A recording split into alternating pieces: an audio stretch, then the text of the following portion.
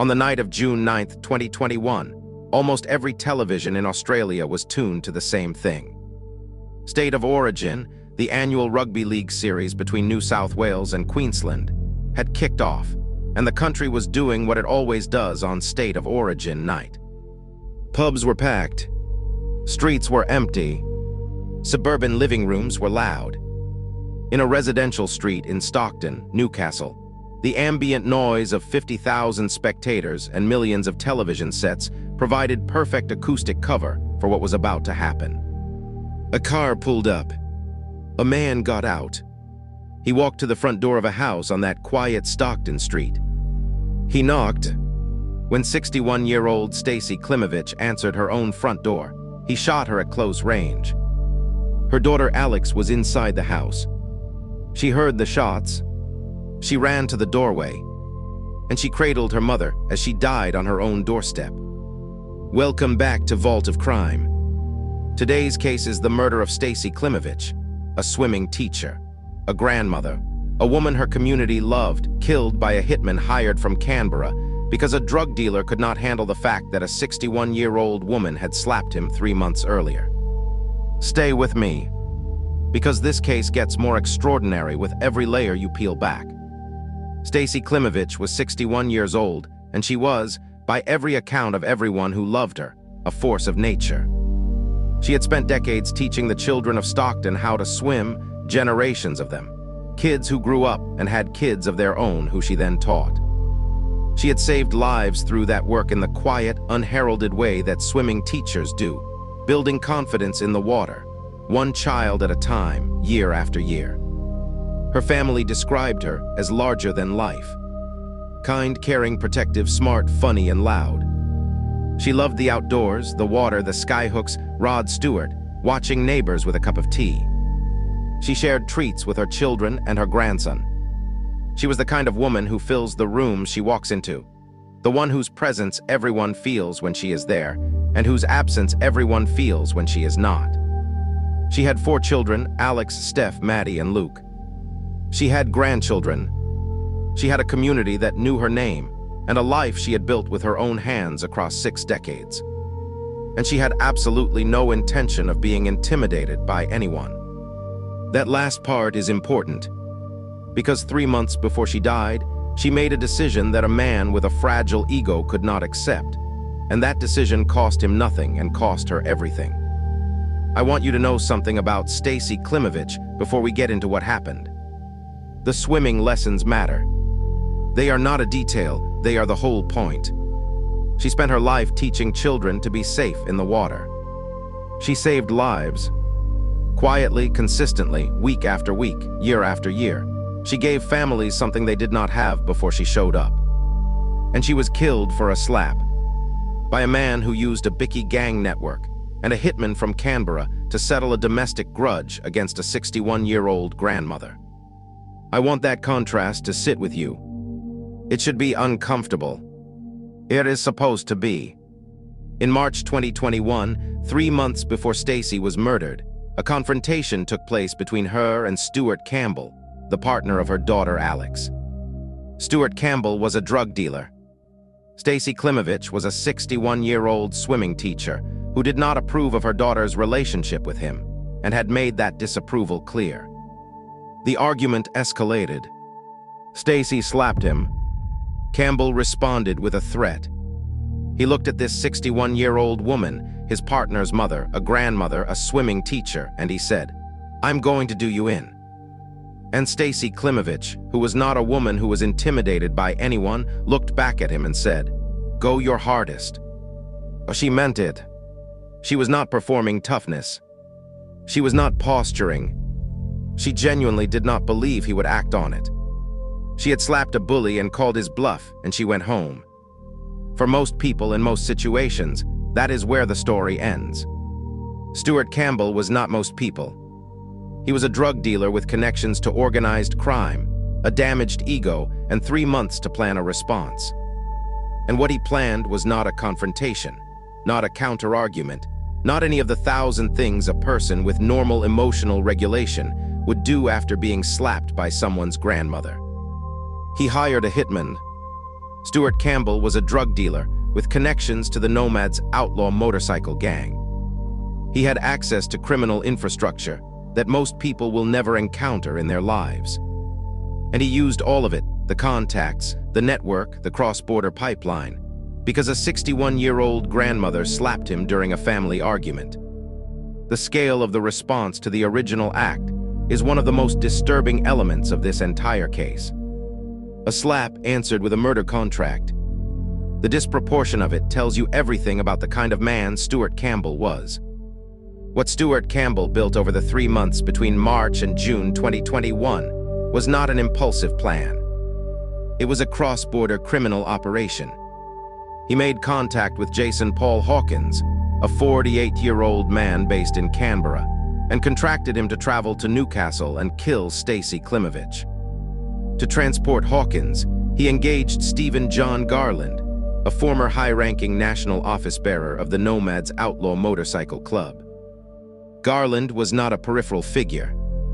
He was a senior member of one of Australia's most established outlaw motorcycle gangs, the kind of person whose involvement tells you that Campbell was not improvising.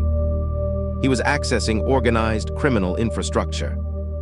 He was using it to arrange the murder of a swimming teacher because she had slapped him. The date chosen was June 9, 2021, State of Origin night. The choice was deliberate.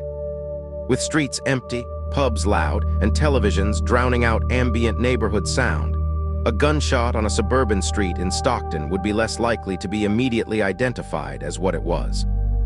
The crowd noise of 50,000 people watching rugby league in Sydney provided the acoustic cover for what was about to happen in a quiet street on the other side of the state on the evening of June 9th. Hawkins was driven to Stockton by Stephen Garland. He approached Stacey Klimovitch's home. He waited at the front door. When Stacey opened it, he shot her at close range. She collapsed in the doorway of her own home. Inside the house, her daughter Alex heard the shots. She ran to the door. She found her mother, and she got down on the floor and held her while she died. Alex Klimovitch held her mother as she died on their doorstep on State of Origin night, while the rest of the street was inside watching football, and the television sets were loud enough to muffle the sound of a gunshot. Garland drove Hawkins away from the scene. They returned to wherever they had come from. And Stuart Campbell, who had orchestrated the entire thing from a safe distance, waited. What Campbell did not anticipate was that he would not live to see the legal consequences play out. He took his own life in prison before the trial concluded, effectively escaping the public condemnation of a courtroom verdict, dying before a jury could deliver one. The court had to establish his orchestration posthumously, through telecommunications data, witness testimony, and the statements of people who had been close enough to him to know what he had planned. He engineered the murder of a 61-year-old grandmother, and then denied a courtroom the satisfaction of holding him accountable for it in person. That is the kind of man Stuart Campbell was. Alex Klimovitch sat through 2 separate trials. She sat in court and watched Hawkins perform faked empathy toward her family while running a 6-week defense despite overwhelming evidence. She maintained absolute composure throughout.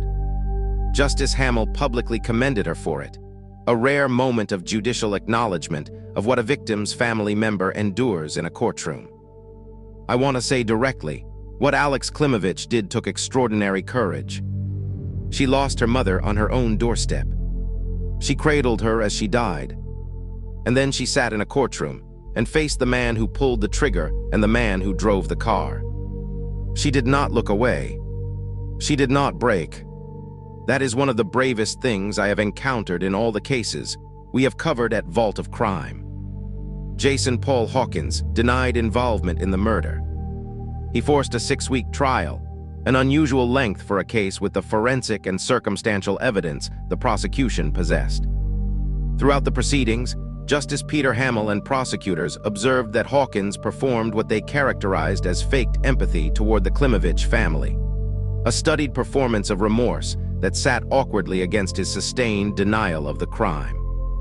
The jury was not persuaded. They found Paul Hawkins guilty of murder. Stephen John Garland, the Nomads officer who had driven Hawkins to and from Stockton, was tried separately.